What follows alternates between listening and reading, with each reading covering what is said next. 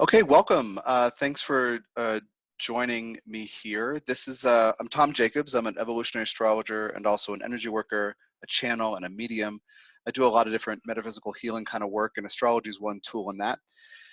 This presentation is on the natal Pluto-Uranus square. And I have here in parentheses, of course, on this title slide, 1929 to 37. It's off and on during that time, and I'll show you dates, but also 2008 to 2019. And so I'll just explain this as we proceed. Yeah, okay, good. Let's just jump right in. So if you were into astrology several years ago, you heard about these 7 squares between Uranus and Aries and Pluto and Capricorn. The exact squares taking place between 2012 and 2015. I'm going to show you those dates too, just for the record. But you've probably seen them if you've been around in astrology for a few years. Astrologers talked about them a lot, and change was in the air. A square has this energy of pressure and friction and pushing on something to get change to occur. And I'll explore a little more what squares are about, especially between these 2 planets. But the idea is change. Pluto and Capricorn, who's in charge? What is power? What is strength and confidence? Are you qualified to make your own decisions and be, the adult who's running your life? Square Uranus and Aries, but you need to be free. Can you break free from structures that might confine you? All that kind of stuff you heard a lot about for years.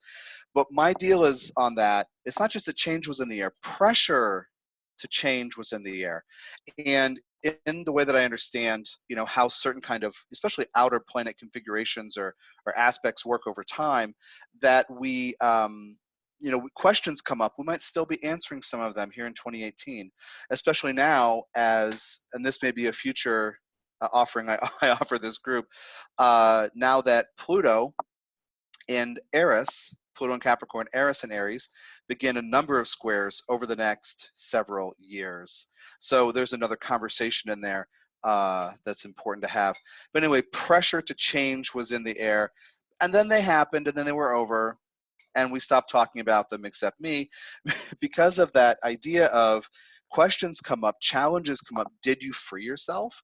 Or did you, did a particular individual confront the reality that she didn't feel free? And that might be lingering still. And I know as I work with clients, some of them are still looking at that thing that makes them feel trapped, wondering if they can really change it and turn it around. And I think that's normal for certain outer planet questions that come to us. Especially there were 7 squares over 3 years. We got our fill. But lots of little people were born during that time. So my thing is, as evolutionary people, we need to understand the signature to support parents who have little kids. Again, using an orb of 8 degrees, it's since 2008. I might keep doing that today. But to support these journeys. And you know what, in a few years, in 10, 15 years, you're going to start talking to these kids. They're going to come into your counseling session. So I want to give you kind of a heads up on this. And also, I think it's really important. There's always debate about doing readings for parents for their kids. And some people won't do them, some people will. I'll just share a little about how I understand the opportunity in that. If you do an EA reading that doesn't pigeonhole anybody, if you talk about, well, here are the themes that this soul is exploring, and that's how I do EA. And if you leave it broad enough that the parents can understand personality traits and where certain patterns come from, then I think it's great to do readings for kids. So I just have a certain mindset about doing it, but I'm all for doing it from that mindset. Okay, so the dates of those recent squares were from June 2012 to March 2015. This is not the most important slide in the thing. I just wanted to spell it out just to remind you that this happened. But then if we use an orb of 8 degrees, these are the time frames. Now, those exact squares, we're talking about an orb of 0 degrees. So, but if you're looking at a natal chart, it's pretty common to use 8 degrees regarding squares, conjunctions, or oppositions to Pluto. So if we think about that in terms of a natal signature and all these little kids are running around, here are the date ranges. We're not going to go through them, but just for your reference, as you have the video later, you can you can pause it and look things up and say, oh yeah, I know someone who has a kid during that time. So this might be applicable to those people. Yeah, and so you'll notice that in the middle here, late February 2011 to early July 2016, that's, you know, obviously a little over 5 years, right? 5.25-ish years, 5.5 almost. And so the previous 3 periods, the subsequent 3 periods, there are fewer times, right? So it's not a constant between 2008 and 2019, but it's happened enough that it's important as EA practitioners that we honor it and we look at it. Okay. But also, I want to talk about the earlier one, which is from, again, these periods, some parts of 1929 and 30, and then early 31 to, you know, May of 1935, and then a couple more periods, just to put our attention on that, because as it's happening now, Pluto's in, or happening over the last, Pluto was in Capricorn for most of this, though some people have Pluto square Uranus and Pisces, but the majority of it's Pluto and Capricorn. Well, that other time, 80 some years ago, was Pluto in Cancer and Uranus in Aries. So there's an echo here of the Cancer Capricorn nurturing axis. So anyway, I'll talk a little more about that, but these are the date ranges. All right, now just a quick overview of Pluto in the birth chart. In my Pluto through the houses presentation for this group several months ago, you know, there's more info, but, and also through the Pluto Generations course I'll tell you about later that's offered through my site, there's more info. But the empowerment journey that the soul sets out for its human selves over many lifetimes. The soul is outside time, rubbing its hands saying, what am I gonna learn when I'm human? And so it sets out this, you know, difficult journey that naturally involves at times feeling powerful. You could substitute strong and confident too for that word, and not feeling powerful or not feeling strong or confident at different times in phases, and we go back and forth. So that's kind of how I see Pluto. The best ups and the worst downs, right? So ups and downs, the best and the worst of it, of a person's life are represented by her Pluto placement. There is an inherent passion and purposefulness in it that's sometimes surrounded by the crust or the debris of painful experience. So a human has unconscious memories from many lifetimes of those ups and downs regarding Pluto. Remember, unconscious memories. Now, feeling strong or feeling weak or overpowered, we have those memories, every single one of us. So in my view, Pluto is what a person has to do to make life feel meaningful, but it brings up the deepest, and then there's a whole list of terrible things. Pain, shame, regret, guilt, anger, rage, hatred, resentment, blah, blah, blah. I always smile and laugh and giggle when I go through the list of terrible Plutonian things, because we don't want to go there, but I think it's so important to name these things and learn to work with them. So you have to do this Pluto thing, but it brings this crap up. You have to do it to feel that your life is worth living. But then these things come up. So that's the kind of dilemma that every human, or situation every human finds him or herself in regarding Pluto. So my recommendation, it's a complex story, but face the shadow and love yourself anyway. Like, look at the monsters and love them anyway. So we have to own what looks ugly within us and decide we're stronger than those feelings or parts of self. Like I said, in the Pluto Generations course, and also in the Pluto through the natal houses presentation through this group recently, there's more on Pluto. Okay, now in general, natal squares to Pluto indicate people, groups, and situations fitting the squaring energy, and they bring pressure, friction, criticism to the person as he or she attempts to become empowered. They say things like, or behave in ways that say, do it this way instead of the way you're doing it. Oh, you're doing it wrong. Or if you did it this other way, it'd turn out much better. That's the energy of a square, just pressing on you, saying you're doing it wrong. Why are you doing it that way? And the reason is because that's what you think is the right way to do. So squares can teach us a lot, but can also feel, you know, this pressure and this difficult energy coming toward us of criticism. So the motive of those people, groups, and situations can be positive or negative. There are people running around out there who want the best for you, like, and they're saying, do it this way instead, right? But with Pluto, we remember the negative experiences more. And since we have this cache of unconscious memories from many lifetimes of really bad stuff regarding Pluto, if somebody walks up to you and says, oh, hey, that Pluto thing you're doing it wrong. You might have an unconscious triggering, a defensive energy, anger, resentment, frustration, whatever, any of the list of terrible things, depressiveness, whatever, because the resonance with difficulty from other lifetimes, may pull up memories from those lifetimes. Even if somebody means well, is what I want to say, you still might feel defensive. Okay. Now, we're kind of breezing through this so I can do some examples later, but Uranus overview, it's about change. I mean, we could just use that one word in here. Innovation, invention, individuation, right? Becoming a unique individual, going through an internal process. A movement, both individual, social, and collective. And we could even say movements, like plans, goals, things you're engaged in as a group and also as an individual. Because, Uranus related to the 11th house is about goals, creating the future. Sudden insights and also surprise. These are just some random keywords and phrases. Now, when Uranus squares you or what you're doing, change comes at you from the side. Remember the idea of a square being pressure to change. Uranus is, sudden things coming at you from the side. You might not be prepared. You're probably not prepared.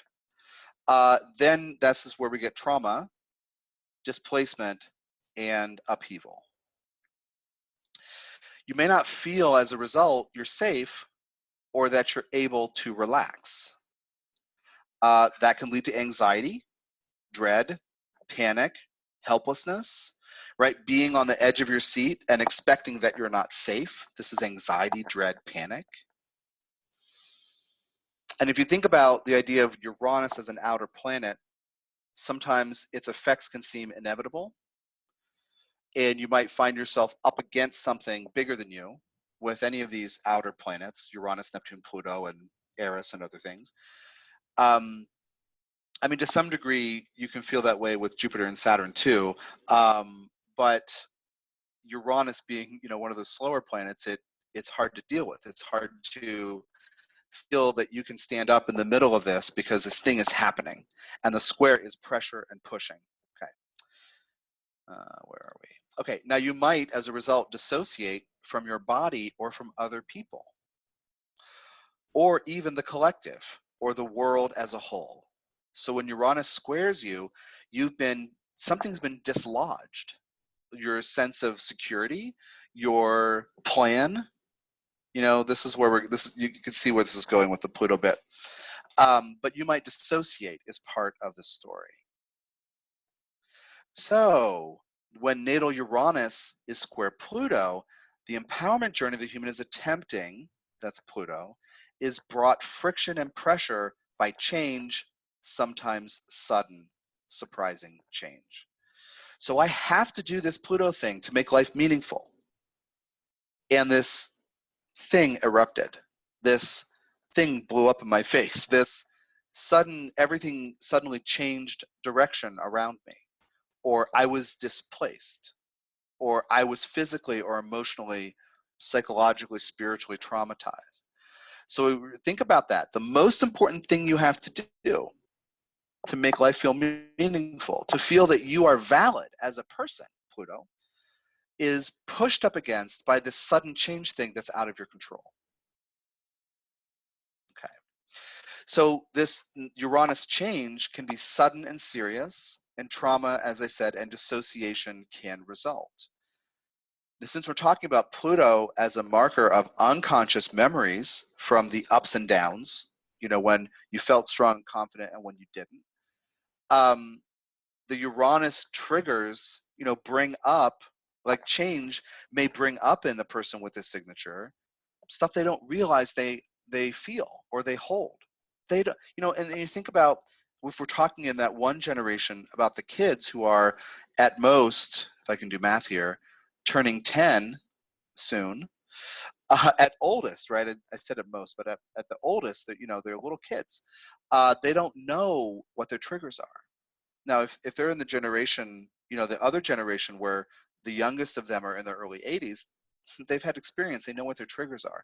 But think about this in a child, he or she doesn't know. And that's kind of why I wanted to do this, because I'm trying to promote more doing readings for kids. I want parents to understand the karmic journey in an empowered, healthy way.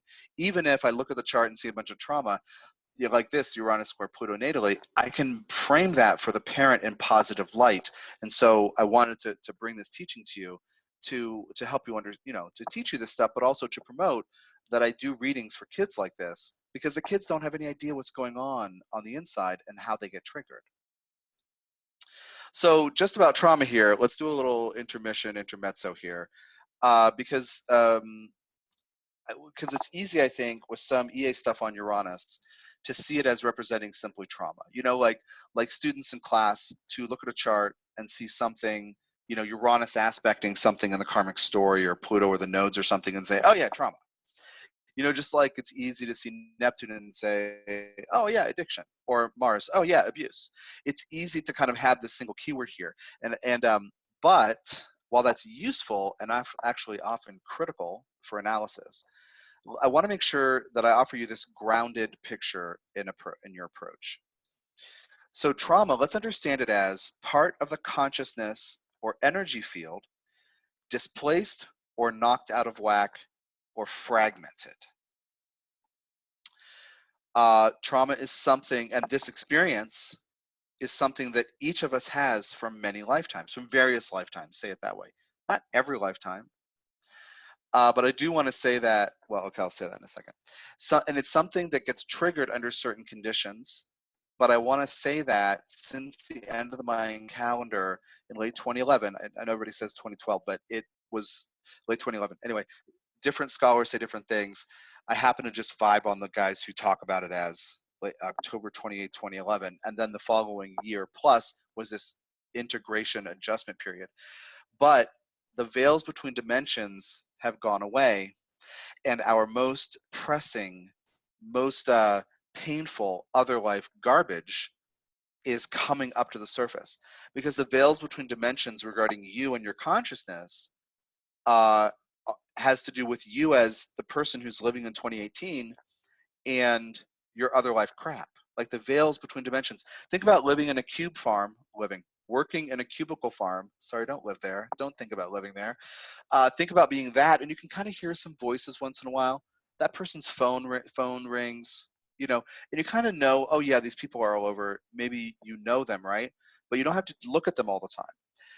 With this effect of the veils parting or fading away between dimensions, think about those cubicle walls just lowering slowly. And now, when that person's phone rings, and she answers the phone and says, "Oh yeah, my colonoscopy. Yeah, it went really well." It's louder for you. You can hear it. It's just kind of a whisper, or you know. So anyway, so that's the idea. Think of the cubicle walls going down, and suddenly, emotionally and energetically, you're dealing with other people's traumas from different lifetimes. So okay, all right.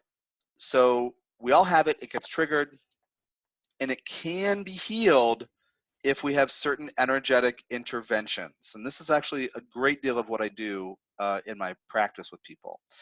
So let's just talk a little more.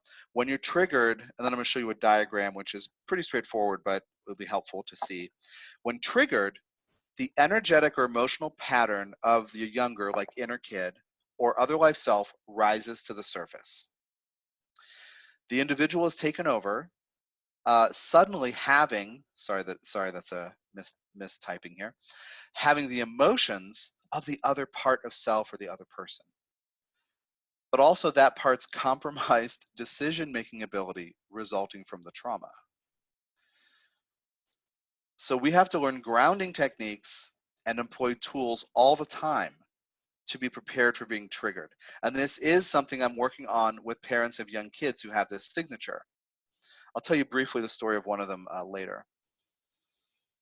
Okay, energy work this is what my toolbox. Energy work, energetically programmed crystals, but also nutrition, because that's everything. Those things are everything. But an energetic interruption, right? What did I say here? The energetic interruption of what that old pattern is. And so those are some of the things. There are other things too, but these are the ones I focus on, at least in my own life, and then energy working crystals for my clients.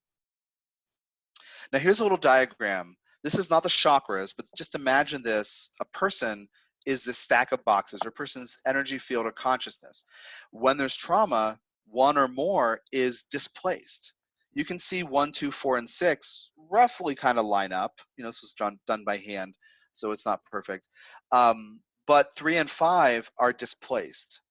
And so there are parts of the self holding that feeling of displacement, that being knocked out of whack.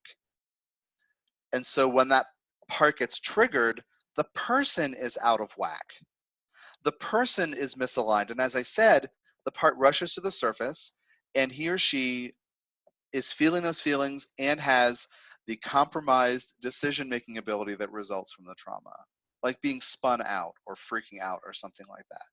So just a little intermezzo here, a little intermission for thinking about trauma. Now let's go back to this. You saw this before. The empowerment journey is the person's trying to do is brought fiction by change. Yes, it can be serious and sudden, trauma, dissociation, blah, blah, blah. But here's the key.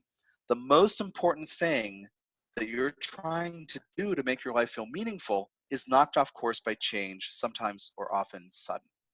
So just think about that. We have these little kids running around who have this signature of, when I find their memories in their unconscious, when I get going, when I can finally get my thing going and feel good about it and feel like my life was worth living, everything changes. Okay. All right. Okay. So let's just do a little overview here of the themes of Pluto in Cancer, just to give you food for thought. When I planned this presentation, I was focusing on the kids, but I really wanted to bring in this older generation as well, just to understand that some of these people are your parents or grandparents, and some of them may be you listening to this presentation or watching this video later. So some of the themes of Pluto in Cancer: trying to feel safe. My empowerment journey rests up my ability to feel confident and strong, rests upon or centers on feeling safe. Trying to get nurtured. Where is love coming from? Where do I belong? Trying to find out where one belongs.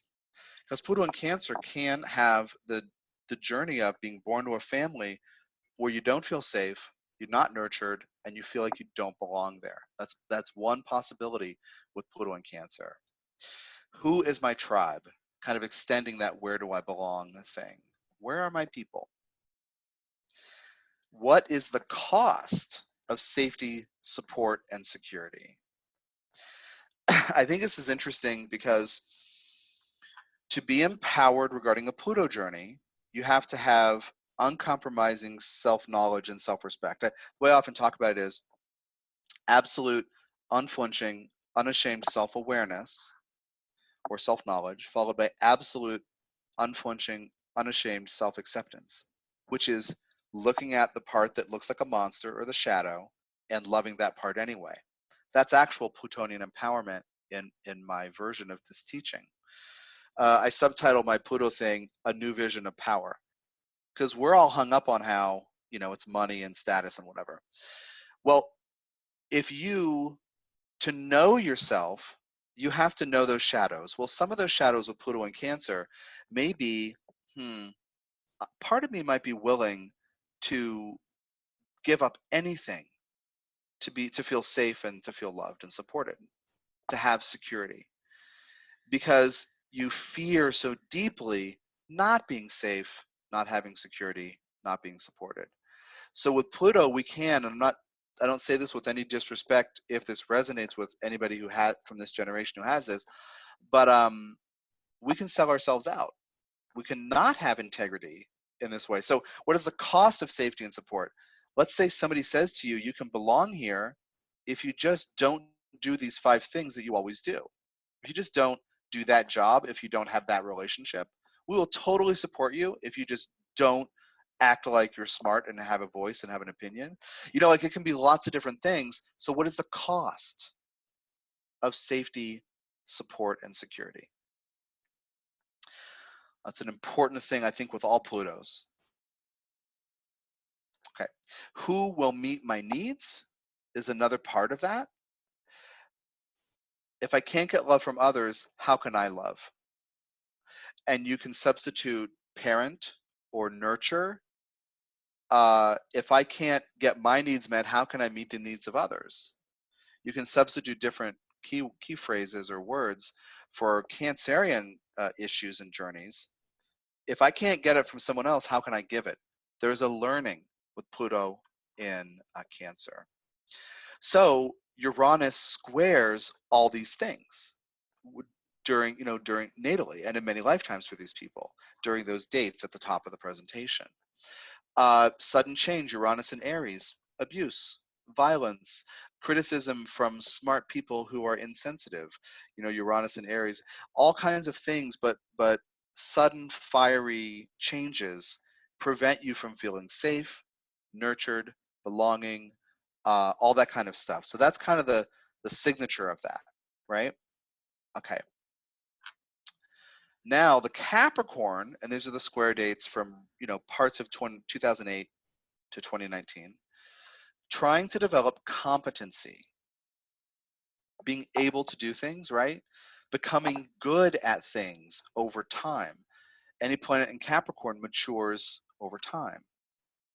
And it's about competency, being good at something. We don't use that word now the way we interpret it in a way differently than its old-timey meaning. It meant that you were good to go, independent, like you could do the thing, and that was an accomplishment. Today, competency is kind of like, like getting a passing grade. Well, I mean, she's competent. But it used to mean more as far as worth and respect. Okay.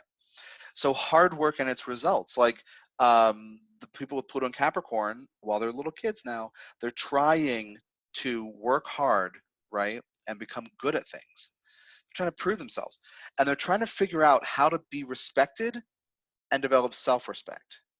The bias of Capricorn is practical results, material world outcomes, but they will try to figure out how to create and build in order to be worthy of respect or develop self.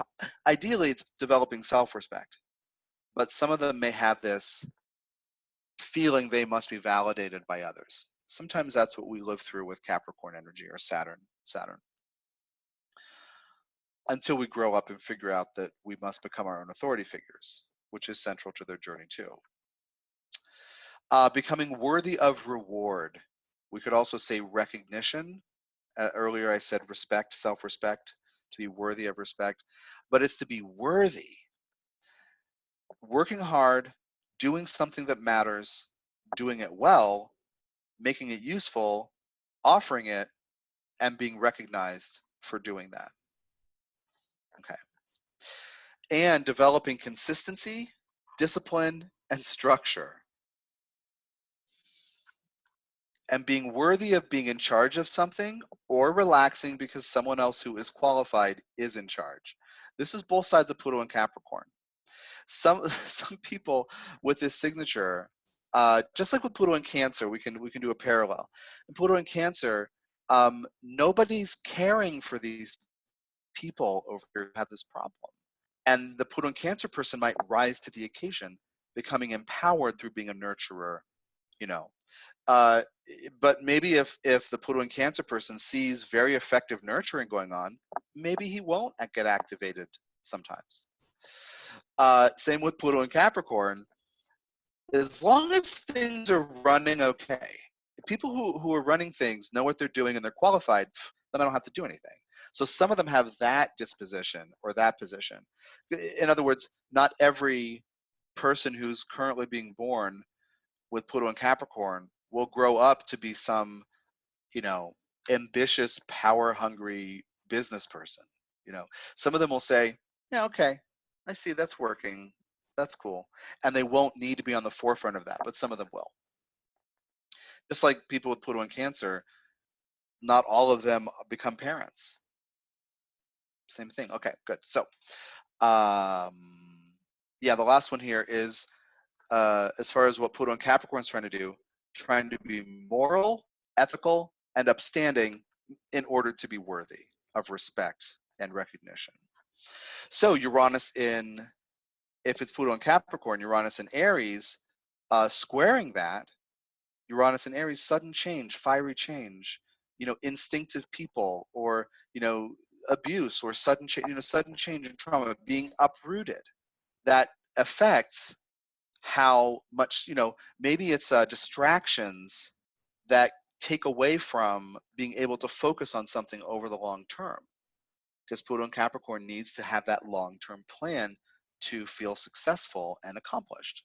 So anyway, I just want to contrast Uranus square Pluto in Cancer versus Uranus square Pluto in Capricorn. And just one note, since I did mention earlier, Pluto in late Sagittarius, some of those kids from 2008, whatever, had Uranus in Pisces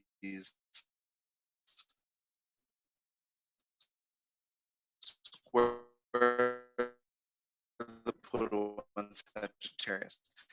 And so I just want to give you an idea of that too. Pluto in Sagittarius is the need to think Uranus and Pisces is just weird chaos, things that are out of control. I just want to give you that idea of like that the people with Pluto in Sagittarius need to believe, and they need to have a worldview and be able to trust it.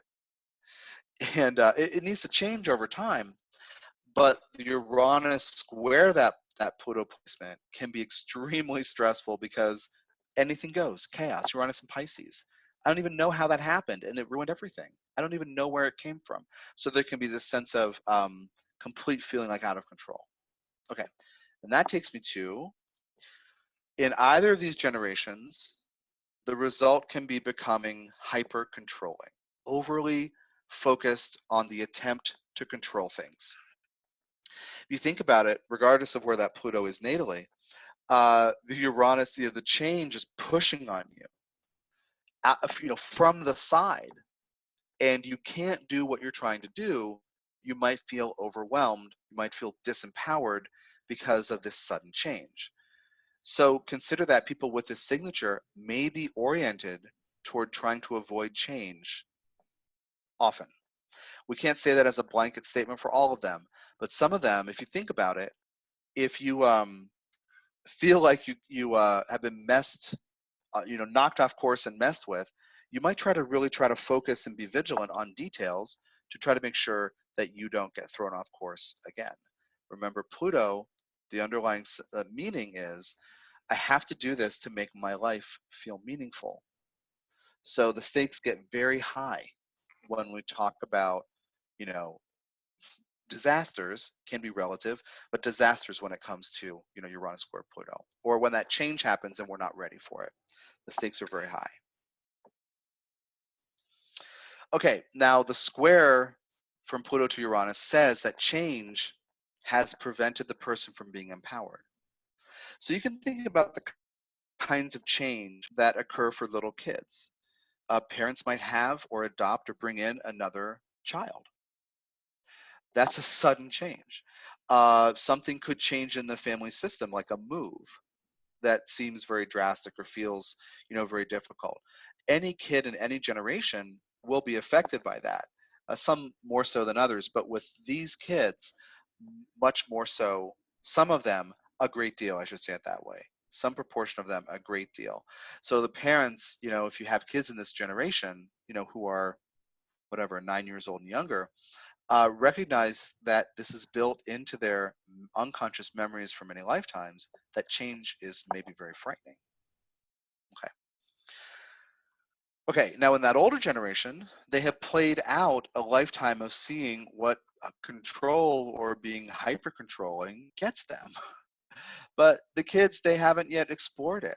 You know, they're developing neurologically, linguistically, they're psychologically, emotionally, they're learning how to be people. So they haven't played all this stuff out. And I want to say, if you're in the older generation, consider how your life could have been different if you truly felt safe. If somebody taught you how to feel safe, even though change must occur. So if you're hearing this, and it might be a very small percentage of people who ever see this video, maybe none of them do, but I just want to put this out there because I know it's headed toward YouTube and people will see things. I want to say that the older people here in this generation have something valuable to offer parents of young kids who have this Uranus square Pluto signature. And here's the deal, we're all in this together.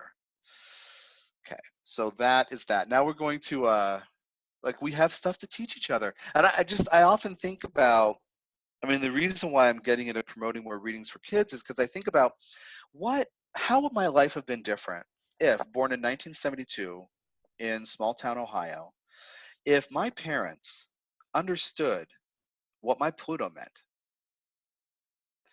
even if they didn't understand their own fully, and even if they weren't experts in astrology, if they could have helped raise me with an understanding of what it meant, or whatever, the square to Pluto or whatever, but just the intense, deep things that are the stakes are so high about in my psychological makeup.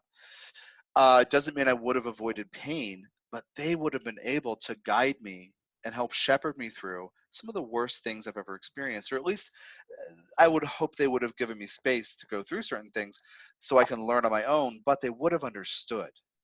So I just think about that. What if Pluto in Cancer, what if you felt safe?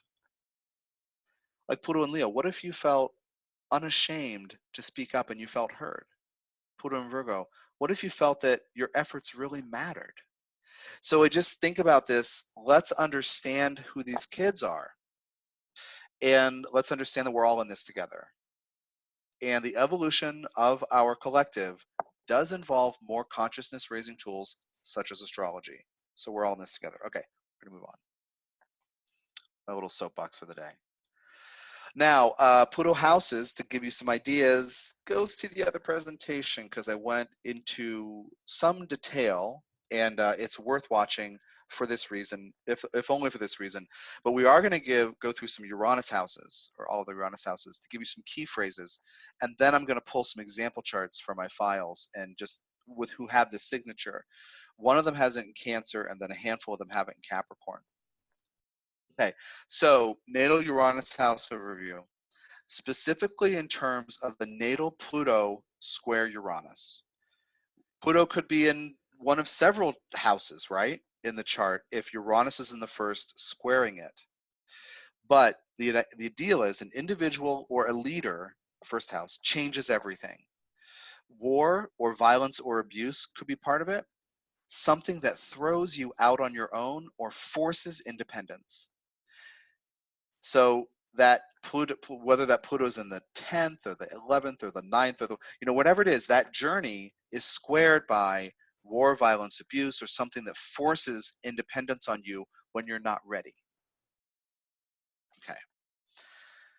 Uranus in the second house, changes in finances or revolutionary value systems, or dissociation from values and what's most important, or the source of money and food leaves. Right? You can be traumatized when you lose a source of money and food. Second house relates to survival issues and those basic core components, resources, right, to ensure survival. Let's do the third house. New information or learning something changes everything. The sudden surprise, right, of learning. Could be dissociation from learning or from media, being cut off from the news in some way. Everything's always changing or moving, so there's no stability because of constant flow. That's the idea of Uranus in the third. Now, if you have it natally, you have a quick mind and you're probably very intuitive, and you probably come up with amazing ways of explaining things. But as far as a karmic signature, Uranus in the third square Pluto anywhere, new information changes everything, sometimes in a traumatic way. Uranus in the fourth house, square Pluto anywhere, Change at home or in family dynamics ruins everything.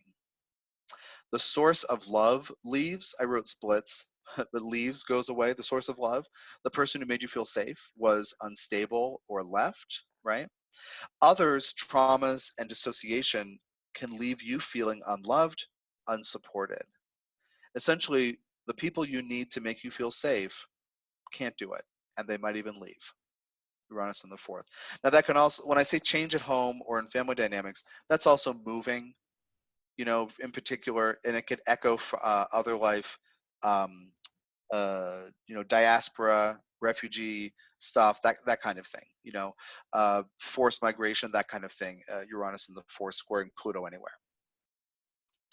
Uranus in the fifth, the demands or plans and expectations of egocentric others can ruin everything.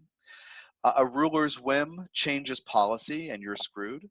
It could be someone strong-willed and at the center of attention, somebody others orbit. Think of the solar archetype associated with the fifth house. Or the result of too much play or sex.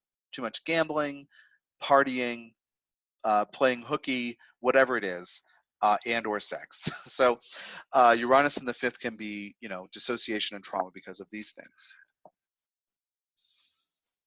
Uranus in the sixth, changes in daily routine.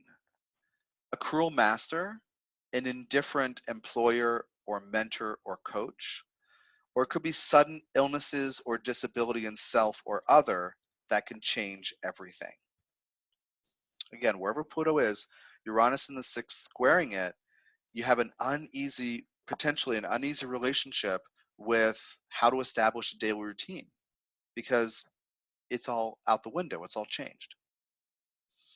Seventh house, a changeable partner, sudden shifts in relationship, including breakups, rejection, or the loss of a partner, mate, or spouse, and also changes in relationship rules, whether by self or other. So lovers who become friends because one person decided that needed to happen, or something like that, changes in relationship. Now it can also be dealing with changeable people, like I say, changeable partner. But the instability in relationship messes up your Plutonian journey.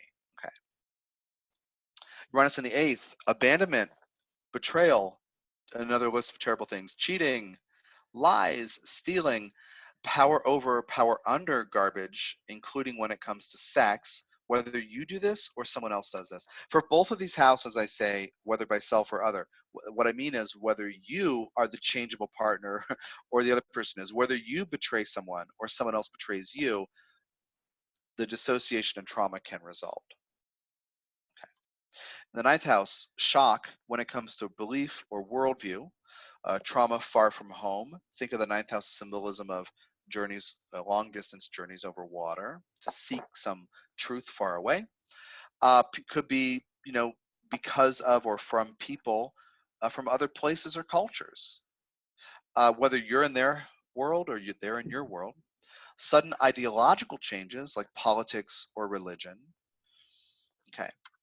In the 10th house, a sudden loss of a job or standing in the world, career, reputation, uh, not feeling safe in the world, like changes that result to you not feeling safe, loss of reputation, debility, illness, injury, or loss of reputation that limits being what you want to do for the world. I know that's kind of clunky, sorry. That limits how you can offer yourself to the world, which I feel is a core 10th house thing. Sudden changes, right? Loss of a job. Or, I mean, this can also be, in the positive, it can be amazing sudden promotions, but we're thinking about reading the worst symbolism here of the painful part of Uranus square Pluto, Uranus from the 10th. A cruel boss, you can think of it that way too. Okay. In the 11th house, sudden social change. Your group becomes a rabid mob, or someone else's group becomes a rabid mob, and you're caught up in their, fervor or panic. This feeling they all turned on me. Everybody turned on me. That's a Uranus. That's a Uranus in the 11th house kind of thing, square Pluto. Ethnic cleansing, goals derailed, being cut off from your group for some reason, and constant change kills goals. Things are changing around you so much, you can't plan for the future or create it or even find like-minded others. So there's this trauma in the 11th house. The 12th house, feeling cyclically ripped open, and that affects energy and emotion. So energetic trauma, consciousness disruptions, right? And then relative, the scale being relative, global disaster, that could be like your whole village is flooded and everyone has to leave, displaces you and you lose faith in life or in God or gods or whatever. Sudden and total irrevocable change that leaves you groundless and floating. Think of that spiritual trauma idea. I can't trust God anymore, or there is no God, or something like that. That's the Uranus in the 12th kind of idea. So we're going to do some examples, and we'll have some time for Q&A too. Let me just tell you briefly for more before we do the examples. These charts I'm going to use, I'm going to pull from the Soul's Journey Soundbite database. These are 15 to 20 minute MP3 readings where I do blind readings on charts and then send them to these people. It's an overview of the entire life using Pluto the nodes, South Node ruler. And I put online this searchable data set of almost 500 readings. And I have 5-day trial, monthly, yearly memberships available. But in that case, you can hear at this point, I think it's 488 or 490, with another 40 to add by the end of the year, of examples of me telling these stories through tdjacobs.com. It covers how I deal with Pluto, but also Pluto in Cancer, all the way up to Pluto in Capricorn, the births that are happening now. Pluto in Cancer starts in 1913. So it's, over 100 years worth of births. Essentially just about everybody alive is covered in that course. And then the Soul's Journey trilogy of books, of course, through my site, Amazon, and Kindle, and tutoring and classes with me too for more. But let's go to some examples and then we'll take some questions. I'm going to stop the share for just 1 minute and then start it again. I have to share a different window. Do that. Here we go. Okay, so you should be able to see the Soul Journey Soundbite database now. So you can see it's kind of laid out with all the aspects laid out and all these different details. It's anonymized, all these things. It was quite a labor of love to do.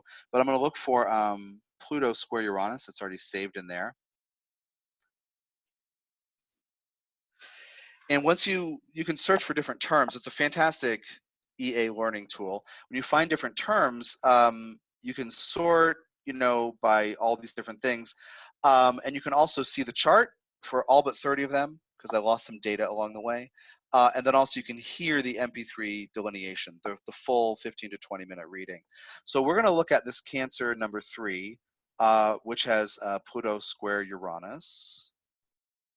And so Uranus here at 17 Aries, Pluto's at 22 Cancer.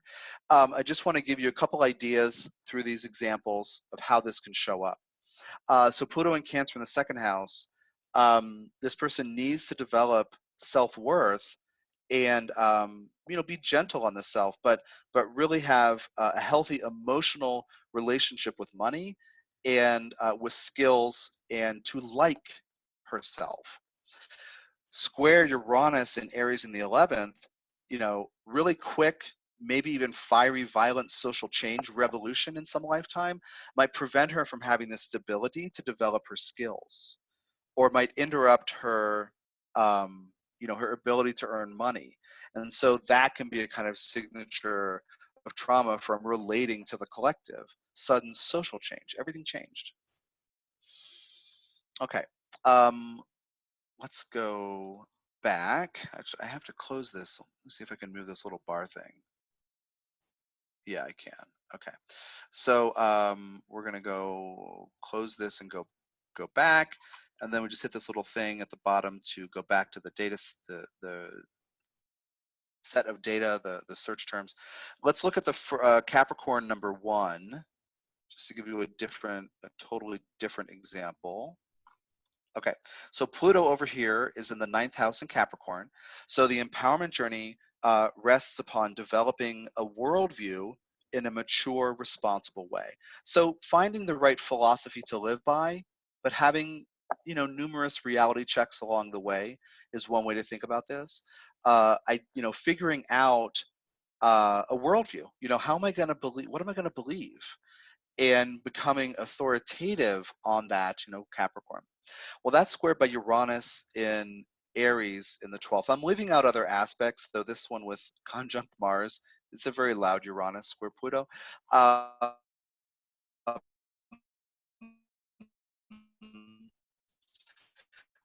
But in this case, you develop over the course of 40 years of your life a good, healthy relationship with a particular doctrine from a religious teaching. And it says you shouldn't deal with spirits. And every night when you sleep, spirits wander into your house and are like, hey, can you help me? I don't know what's going on. So you might have some dissociative stuff because it's outside your worldview. It challenges, it interrupts your ability to feel confident and strong and empowered regarding your philosophy of the world. Like let's take this example a little further. Well, what if you're this doctrine, this religious teaching that you have a great, you know, it's in your heart and it's really solid for you. And it says that, you know, some people go to heaven and some people go to hell. And what if this person comes to you, the spirit comes to you and says, it could be the same spirit every week for a year, or it could be a bunch of different spirits over years. But that person comes and says, that's not what's happening. And you come back and say, well, my faith says this. And the spirit says, dude, that's wrong. That's not, here's how it really works.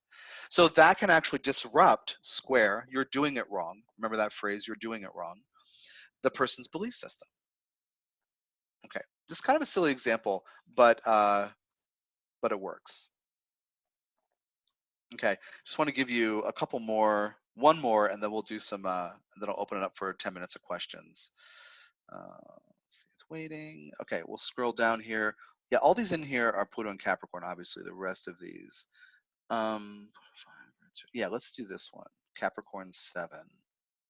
Okay, so Pluto's in the 5th house in Capricorn. So the 5th house is the need to express the self, develop unique opinions, become empowered through creativity, but also standing out as somebody who's willing to shine and be seen for his or her contribution. In Capricorn, the person needs to become mature in that self-expression and maybe develop some kind of playful thing into serious work. You know, that's possible here. And this is square Uranus in Pisces in the 8th house. And so, you know, trauma within trusted partner. Maybe it's a person who is a craftsperson, you know, 5th house kind of idea of skills and art. I know craftsperson often 6th house, but let's say it's somebody who has a business partner who embezzles and steals all the money. And that person's kind of a shady character, Pisces in the 8th house. And this person loses everything. So you can see how that pressure from the 8th house problem can destroy your ability or really feel like it's destroyed or knocked off course, that you can, you know, express what you need to do and build what you need to build with a Capricorn Pluto. So I want to stop the share and do, I want to open it up to questions if you have any about any of this material. I'm not quite sure how you guys do it in the chat thing. Linda, do you guys do it in the chat thing? Yes, we can do it in the chat, or we can just unmute and ask questions. So please go ahead now. We're doing it now? Yeah. Okay. Great, yeah. Great.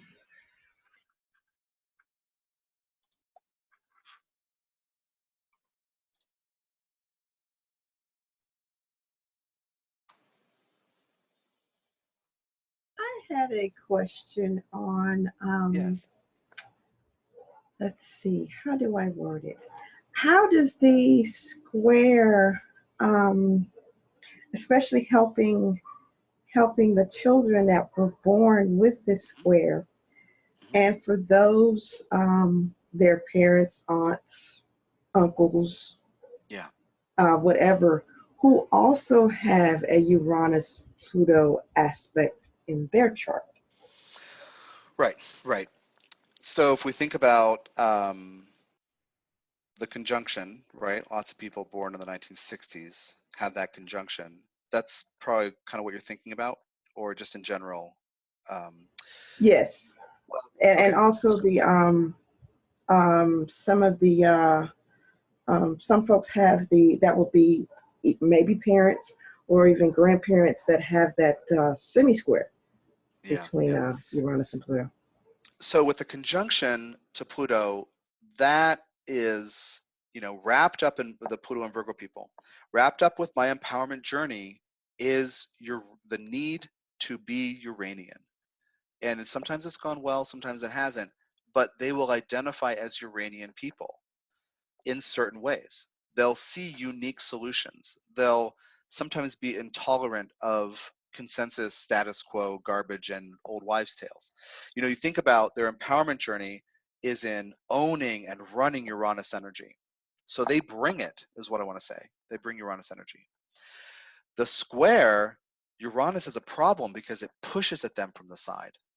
So they don't identify as revolutionaries. They might feel they have to fight against Uranus or defend against it, but they don't carry it. So somebody with Pluto conjunct Uranus and Virgo, when on a Uranian, in the Uranian lane or on that track, might be very encouraging to the kid about Uranus, but they need to understand that the kid with the square between the two, and I would say this the same for the semi-square as far as tension and the kind of difficult thing, discomfort or something.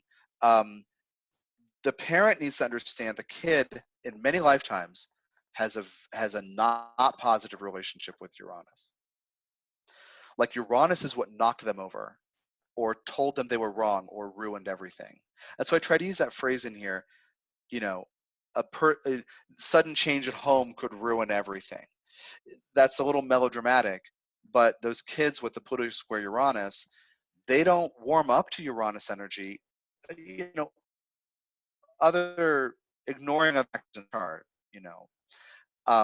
but they've been pressured and given friction and criticized by Uranian people and situations and change in general. So that's kind of how I approach it. With the Pluto thing, you're like, yeah, let's change something. Like, I think the answer here is to change something. And that little kid might be like really hesitant or open at first and then really pull back energy and say, I don't like this. When they realize that feeling of, oh my God, I can't control this. Does that help, Wanda Michelle? Yes, it definitely does. Do you have a kid who's in that generation? Now I'm totally curious. It's actually my step grandchild. I actually have 3 of them that were born with the Uranus Pluto square, and I have the conjunction, and my husband has the semi-square, which is why I asked that question. Well, no, that's good, because then you can perhaps see a contrast with you and your husband, how you approach Uranus. You have the conjunction. You're like, I think the solution might be Uranian sometimes, and he might be like, I would rather not look at that sometimes. People grow together and change over time together, but the basic thing is there's tension for him, but maybe not for you. When it comes again, other factors aside, 11th house placements, Aquarius placements, if Uranus is with a light or something or an inner planet or something. But yeah, there's the contrast. Thank you for that question. That's a good one. That's really the core of what I'm getting at with the whole presentation. So thank you. Yeah, thank you. So Tom, in the 60s we had the sexual revolution. Mm-hmm. So what is the current social revolution, do you think? Who has the right to be in charge? And I think that who has the right to be in charge? Do you have one word for that? Well, just this idea of Pluto and Capricorn, we have to, and these people are born with a signature, but we have to evaluate what qualifies a person to be in charge. Here in the US, we have a totally unqualified president. I mean, there is not anybody who knows anything about the presidency the United States who thinks he's qualified. And so we have this great example of what happens when somebody who isn't qualified is in charge. So I think part of that revolution, Uranus and Aries squaring it in these natal kids charts, and we've had that for several years prior, you know, ended 2012, 2015. I think that there's a defining moment of, if you know better, like if you see a better path, Uranus and Aries yourself into being part of the solution.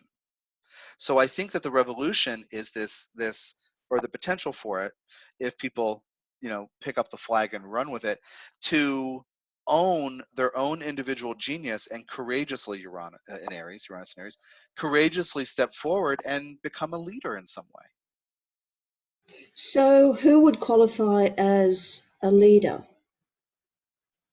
Well, the Pluto and Capricorn perspective is people who have put in the time. But the Uranus and Aries perspective, you know, people who are established, right? The Uranus and Aries perspective is the people who are clear-headed, who have courage, who'll tell the truth. Sounds like a great combination. It's a great combination, yeah. And I think that the tension of our time is to pull out of us the willingness to courageously own Aries yes, no, and the unique genius being developed, and can I offer something better? Because that's broken. Am I willing to do something to fix it? Yeah. Beautiful. We've got a question in the chat from Kimberly. She says, my son has the Uranus-Pluto square. With Uranus in the 6th, might sudden health issues change the course of life for these young souls? Also, might unconventional remedies be more helpful than Yes. conventional medicine? That's yes. Okay. Yes, yes, yes, yes. To both of those, I wouldn't. I would say I would caution very strongly not to assume that there have to be sudden health issues, but that's one way this thing gets expressed. This tension gets expressed, and with Uranus in the 6th, the kid also has a particular innate genius in knowing what his body needs and doesn't need.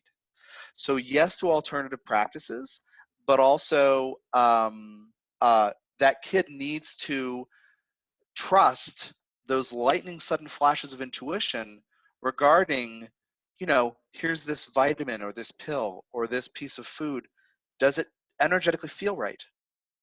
That kid needs to learn to trust that. And so that's a very important thing for the parent to understand, is that, yeah, both of those things, it can be disruptive, but also those remedies need to be alternative. I mean, there are certain things that traditional medicine does very well. But yes, alternative, yeah. And people with Uranus in the 6th, if they don't individuate and they stay status quo and they feel stuck, they might manifest some health issues just because the energy of electricity of Uranus isn't flowing. It can't flow if they don't make changes. So sometimes the illness, sometimes even a mysterious illness with an outer planet in the 6th house, pushes somebody into delving into serious self-reflective knowledge of, wait, does this vitamin feel right? Yeah, really important. Okay. Thank you. Thank you very much. Barbara, go ahead. Unmute. Can you hear me? Yes. Now, yes. Can you hear me now? Yes. Okay, great. It was interesting. Hi, Tom. When you were talking about Uranus, hi. You just sent me a soundbite. That was great. You were talking about Uranus natally as sometimes this weird genius in the 3rd house, and I was always called like a word merchant by my father, and funny creative use of words. But then when you were talking about in relation to Pluto in my 4th, which I noticed is a semi-square, I realized words too have been used to really throw me off course. Like I remember once my mother, in the wake of my father's death, saying, well, you're a parasite. So it's like, so with that would make sense that Uranus can be on 2 different dimensions. It can be natally, Totally. Your gifts or whatever, and it can also play this role towards Pluto that's a little different. Is that right? Yeah, that's a great point. Does That's that a great make point. sense? Yeah. And when I read charts and do the 4-step karmic analysis bit, certain symbols do pop up multiple times. And so, yeah, we have to read them on different levels, just like you're suggesting. So that's a really good insight. Yeah. Okay, any final questions? Yeah, great, thanks. You're welcome. I did have one thought, especially with the Uranus and the sixth, the square that you gave. Yeah. Could that apply to, since this is the opening square to the cycle that began with the conjunction in Virgo? Would that be the message of this that square? I guess it could be. I don't typically think in terms of the cycles like that very much, but if you do think that way, it could be. Yeah, maybe I'm not the right person to ask about that. Yeah. Yeah, I don't focus on cycles as much, I think, as a lot of you guys learning, the one track of EA that you guys learned versus the one that I learned and developed. So maybe I shouldn't answer that question. Maybe I should have said I don't know. Yeah, I would say yes, Wanda, because that was like the original intention at the conjunction, and they were both in Virgo. Absolutely. Okay, everyone, thank you so much, and thank you so much, Tom. Looking forward to seeing you again. So would you all please thank Tom Jacobs? Thank you. That was great. Thank you. Brilliant as always. Beautiful. Welcome. Great questions too. You're welcome. Welcome. Okay. Bye-bye, everybody.